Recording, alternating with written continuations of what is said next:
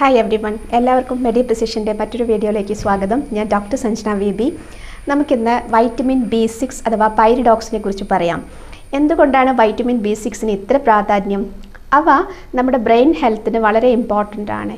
നമ്മുടെ ബ്രെയിനിൻ്റെ ഫങ്ഷൻസിന് cognitive decline B6 ഇല്ലെങ്കിൽ ഉണ്ടാവാം, ഡിപ്രഷൻ ഉണ്ടാവാം, അതുപോലെ തന്നെ പ്രീ മെൻസ്ട്രൽ സിൻഡ്രോം, നമ്മളുടെ മെൻസ്ട്രേഷന് മുമ്പുള്ള മൂഡിനെസ് ഉണ്ടല്ലോ, മൂഡ് സ്വിങ്സ്, അവയെല്ലാം B6 കുറഞ്ഞാൽ കൂടുതലാവാൻ സാധ്യതയുണ്ട്. B6 അടങ്ങിയ ഭക്ഷണം കഴിക്കുകയാണെങ്കിൽ നമ്മുടെ ബ്രെയിൻ ഹെൽത്ത് ഇമ്പ്രൂവ് ആവും, അതുപോലെ തന്നെ PMS ഇമ്പ്രൂവ് ആവും. അതിനേക്കാളൊക്കെ ഉപരി നമ്മുടെ ശരീരത്തിൽ ഉപാപചയ പ്രവർത്തനങ്ങളെ നിയന്ത്രിക്കുന്നതിൽ B6നുള്ള പ്രാധാന്യം വളരെ കൂടുതലാണ്.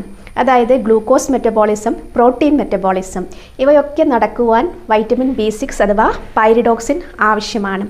അപ്പോൾ ഗ്ലൂക്കോസ് മെറ്റബോളിസത്തിൽ എന്താണ് ഉദ്ദേശിക്കുന്നത്? നമ്മുടെ ഗ്ലൂക്കോസിൻ്റെ സ്റ്റോറേജും അതുപോലെ തന്നെ ഗ്ലൂക്കോസിൻ്റെ വിഘടനവും.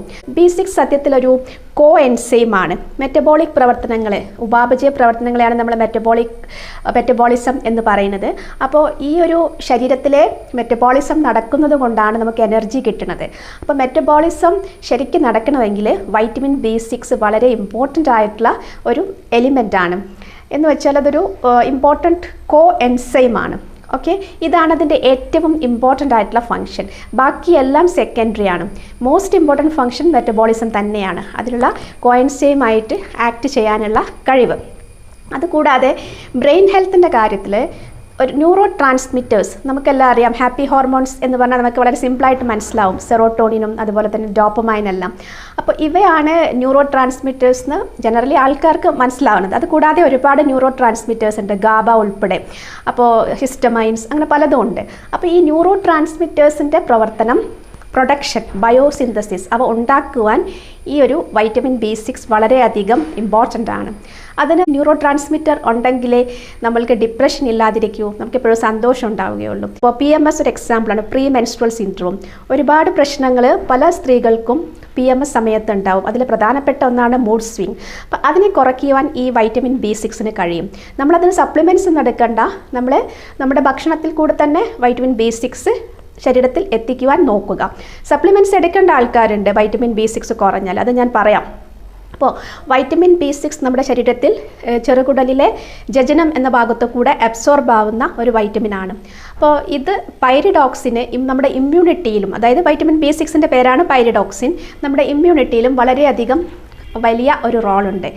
അതായത് ഈ പൈരിഡോക്സിൻ നമ്മുടെ ശരീരത്തിൽ ഇൻ്റർലൂക്കിൻ 2 ഉണ്ടാക്കുന്നുണ്ട്. അതൊരു ഇൻഫ്ലമേറ്ററി മാർക്കറാണ്, നമ്മുടെ ഇമ്മ്യൂണിറ്റിയിൽ പ്രധാനപ്പെട്ട പങ്ക് വഹിക്കുന്ന ഒന്നാണ് ഇൻ്റർലൂക്കിൻ 2. അപ്പോൾ അതിൻ്റെ പ്രൊഡക്ഷൻ ഈ വൈറ്റമിൻ B6 കാരണം ഉണ്ടാകുന്നുണ്ട്.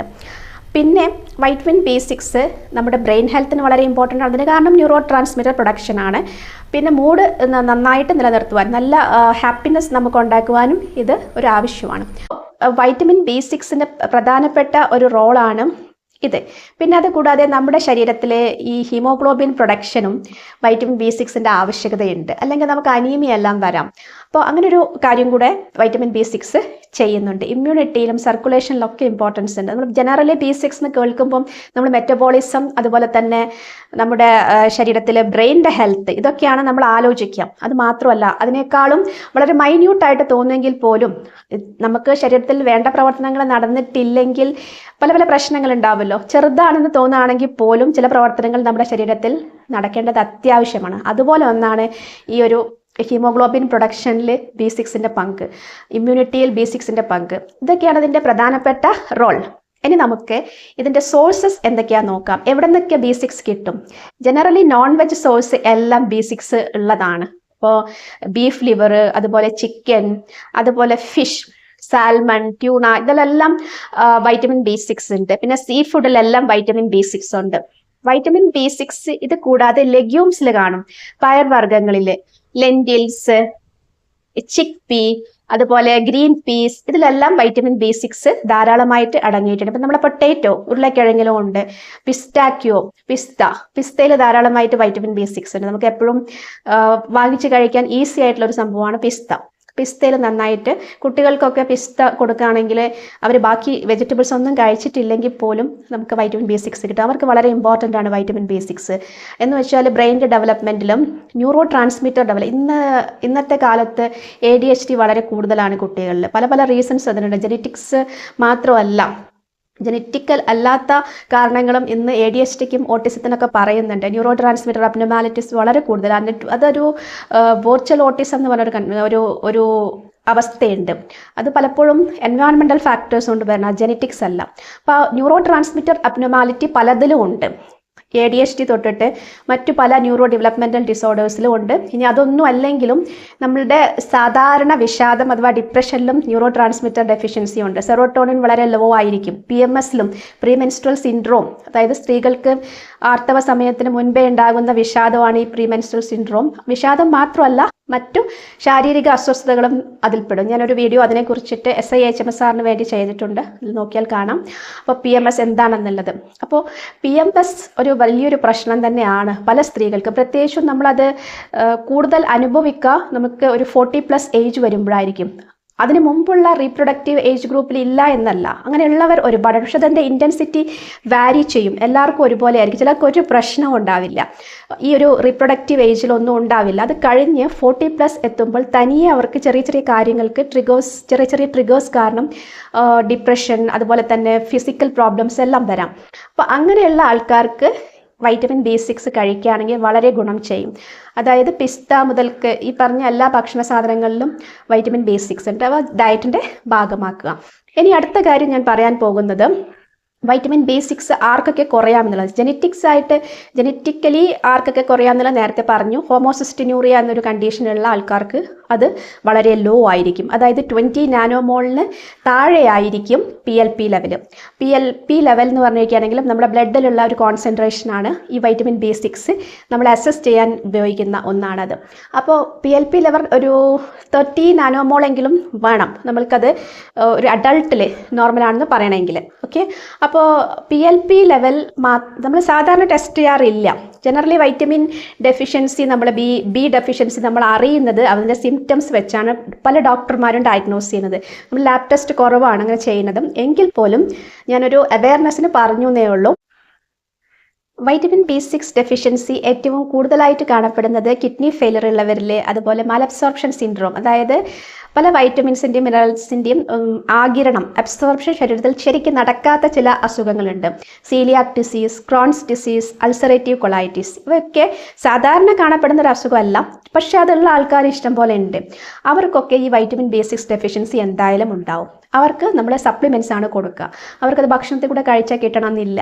ഓക്കെ, പിന്നെ ഈ പറഞ്ഞ പോലെ ഹോമോസിസ്റ്റിനൂറിയ എന്ന കണ്ടീഷൻ ഉള്ള ആൾക്കും സപ്ലിമെൻറ്റ്സ് ആണ് കൊടുക്കുക. പിന്നെ ഈ ഒരു കണ്ടീഷൻ നമ്മൾക്ക് കുട്ടികളിൽ ചിലപ്പോൾ കാണാം. അതായത് നമ്മൾ സീഷോ അഥവാ എപ്പിലെപ്സി, അത് രണ്ടും ഒന്നല്ല, രണ്ട് കണ്ടീഷനാണ്. സീഷർ ഒരു സിംറ്റമാണ്, അത് എപ്പിലെപ്സി ആവണം നിർബന്ധമില്ല. എപ്പിലെപ്സിയുടെ ഒരു സിംറ്റം മാത്രമാണ് സീഷോ, എപ്പിലെപ്സിയുടെ ഡയഗ്നോസിസുമാണ്. എങ്കിലും അപസ്മാരം പോലെ കൺവൽഷൻസ് വരുന്ന അവസ്ഥ, ഫിറ്റ്സ് വരുന്ന അവസ്ഥ, അങ്ങനെയുള്ള കുട്ടികളിൽ ചിലപ്പോൾ വൈറ്റമിൻ ഡെഫിഷ്യൻസി B ഡെഫിഷ്യൻസി കാണപ്പെടാറുണ്ട്. അതുപോലെ തന്നെ ഇതിനെടുക്കുന്ന മെഡിക്കേഷൻ, ആൻറ്റി എപ്പിലെപ്റ്റിക് മെഡിക്കേഷൻസ് എടുക്കുന്നവർക്കും ഈ ഒരു ഡെഫിഷ്യൻസി ചിലപ്പോൾ കാണാറുണ്ട്. ഇങ്ങനെ ഒരുപാട് കാര്യങ്ങൾ വൈറ്റമിൻ B6 അസോസിയേറ്റഡ് ആണ്. നമ്മൾ അത്രയധികം കൂടുതൽ അതിനെക്കുറിച്ച് മനസ്സിലാക്കണമെന്നില്ല. നമ്മൾ ഈ പറഞ്ഞ ഭക്ഷണമൊക്കെ കഴിച്ചാൽ മതി. പക്ഷെ അത് കുറഞ്ഞു കഴിഞ്ഞാൽ ഇങ്ങനത്തെ ചില കാര്യങ്ങൾ നമ്മൾ പ്രത്യക്ഷത്തിൽ നമ്മൾ കാണുന്നില്ലെങ്കിലും വിദൂര സാധ്യതകളുണ്ട്. അതായത് നമ്മുടെ ബ്രെയിനിനെ വരെ സ്വാധീനിക്കാൻ, ബ്രെയിനിൻ്റെ ഹെൽത്തിനെ, കോഗ്നിഷൻ, ചിന്താശക്തി, നമ്മൾക്ക് എല്ലാം അപഗ്രഥിക്കാനുള്ള ശക്തി, അതിനെയൊക്കെ സ്വാധീനിക്കാൻ ഈ ഒരു വൈറ്റമിന് സാധിക്കും. പ്രധാന കാര്യം അതിന് ന്യൂറോ ട്രാൻസ്മിറ്റർ ഉണ്ടാക്കാനുള്ള കഴിവുണ്ടെന്നുള്ളത് തന്നെയാണ്. അപ്പം ഇത് കുറഞ്ഞു കഴിഞ്ഞാൽ ന്യൂറോ ട്രാൻസ്മിറ്റർ ശരിക്കും ഉണ്ടാവില്ല.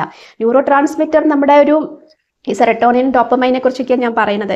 അപ്പോൾ അതൊന്നും ശരിക്കും നമ്മുടെ ശരീരത്തിൽ എത്തിയിട്ടില്ലെങ്കിൽ മൂഡ് മാത്രമല്ല നമുക്ക് പ്രശ്നം വരാം. മൂഡ് സ്വിങ്സ് മാത്രമല്ല, ഡിപ്രഷൻ മാത്രമല്ല, പല ബ്രെയിൻ ഫങ്ഷൻസും ശരിക്കും നടക്കില്ല. മസിൽസിൻ്റെ ഫങ്ഷൻസും നടക്കില്ല. മസിൽസിൻ്റെ മൂവ്മെൻറ്റ് കോർഡിനേറ്റ് ചെയ്യുന്നതിലും ഈ ഒരു ന്യൂറോ ട്രാൻസ്മിറ്റേഴ്സിന് പങ്കുണ്ട്. അതുപോലെ PMS, നമ്മൾ ശരിക്കും അതൊരു ഹോർമോൺ ഡിസീസായിട്ട് മാത്രമാണ് കാണുന്നത്. ശരിക്കും അത് ന്യൂറോ എൻഡോക്രൈൻ ഡിസീസ് തന്നെയാണ് PMS എന്ന് പറഞ്ഞാൽ. നെർവ്സിനും അതിലെ പങ്കുണ്ട്, ഹോർമോൺസിനും അതിൽ പങ്കുണ്ട്. നെർവ്സ് എന്ന് പറയുമ്പോൾ ഈ ന്യൂറോ ട്രാൻസ്മിറ്റേഴ്സ് ആണ് ഉദ്ദേശിക്കുന്നത്, ന്യൂറോൺസ് ആണല്ലോ ഇതുണ്ടാക്കുന്നത്. അപ്പോൾ ഈ ഒരു കണ്ടീഷൻ നമ്മൾ മനസ്സിലാക്കി വെക്കുക. നമ്മുടെ നെർവ്സ് ഹെൽത്തി ആയിരിക്കണം, ബ്രെയിനിൻ്റെ അകത്തുള്ള ന്യൂറോൺസ് ഹെൽത്തി ആയിരിക്കണം, അതുപോലെ തന്നെ നമ്മുടെ ഹോർമോൺസും ഒരു നോർമൽ ലെവലിലായിരിക്കണം. ഇത് രണ്ടിനും സ്ലീപ്പ് വളരെ ഇമ്പോർട്ടൻ്റ് ആണ്. അതുപോലെ തന്നെ ഈ ഒരു ന്യൂട്രീഷൻ ഭയങ്കര ഇമ്പോർട്ടൻ്റ് ആണ്. അതായത് B6, പ്രത്യേകിച്ച് B6 മാത്രമല്ല, ഒരുപാട് കാര്യങ്ങൾ നമ്മുടെ ശരീരത്തിൽ എത്തിച്ചേരണം. B6 എന്ന് പറയുന്നതുകൊണ്ട് ഞാൻ അതിന് ഊന്നൽ കൊടുത്തുന്നേ ഉള്ളൂ. അപ്പോൾ B6 നമ്മുടെ ന്യൂറോ എൻഡോക്രൈൻ ഹെൽത്തിന് വളരെ ഇമ്പോർട്ടൻ്റ് ആണെന്ന് കൺക്ലൂഡ് ചെയ്യാം. അപ്പോൾ ഇത്രയും കാര്യങ്ങളാണ് വൈറ്റമിൻ B6നെ കുറിച്ച് എനിക്ക് നിങ്ങളോട് ഷെയർ ചെയ്യാനുള്ളത്. Stay tune with Medi Precision. With that I'm concluding this, and Dr. Sanjana will be signing off on a positive note.